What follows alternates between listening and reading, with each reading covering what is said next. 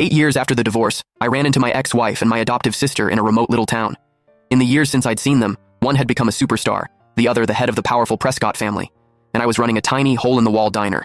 The moment our eyes met, they both froze. Serafina, my ex-wife, quickly hid a medical report behind her back. Isabel, my sister, slipped a limited-edition watch she'd bought for her brother into her pocket. I calmly finished packing the takeout order and handed it to them with practiced courtesy. "Here you are, ladies." The formal, distant address seemed to rattle them. As they were leaving, Serafina suddenly turned back. "Didn't you say you'd only ever cook for me?" I offered a polite, empty smile. The foolish promises of youth, they don't mean much now, just like the people and memories I once thought I could never get over.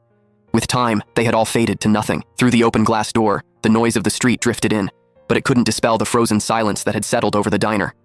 The two women who had conspired to ruin me, to cast me out of my own home, now stood at the counter, unwilling to leave.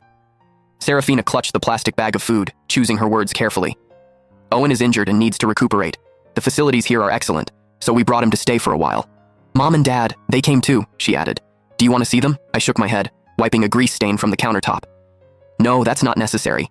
Please give my regards to Mr. and Mrs. Prescott." I paused, then added, "Actually, it's probably best you don't mention me at all.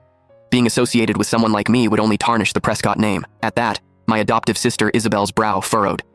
"Noah, these past few years Noah!"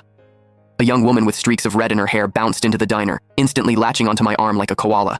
"I'm starving. The school cafeteria food was literal poison today," I chuckled, ruffling her hair. "You say that every day, Gigi. There's a plate of your favorite shrimp scampi in the kitchen. I just made it. Go get it yourself."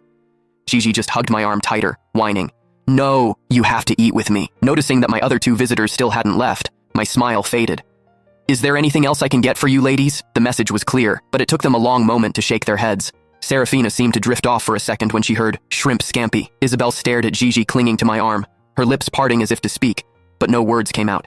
I led Gigi into the back, the curtain falling behind us and cutting off their view. When I came out again, they were gone.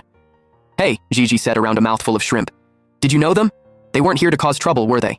I've seen them on TV. One's a huge celebrity, the other runs the Prescott Corporation. They're kind of a big deal." I placed another shrimp in her bowl. "Just regular customers," I said with a light laugh. "If I knew people like that, do you think I'd be running this little diner? I'd have moved us all into a mansion by now." Gigi giggled, then leaned in conspiratorially. "I heard that Superstar's husband is the one who's sick. The whole family came all the way out here just to take care of him. Must be nice, having that many people who care about you."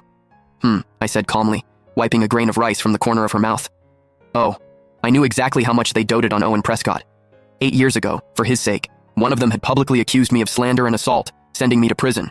The other had announced to the world that I had taken my own life out of guilt, personally ensuring I was erased from the Prescott family forever. They worked in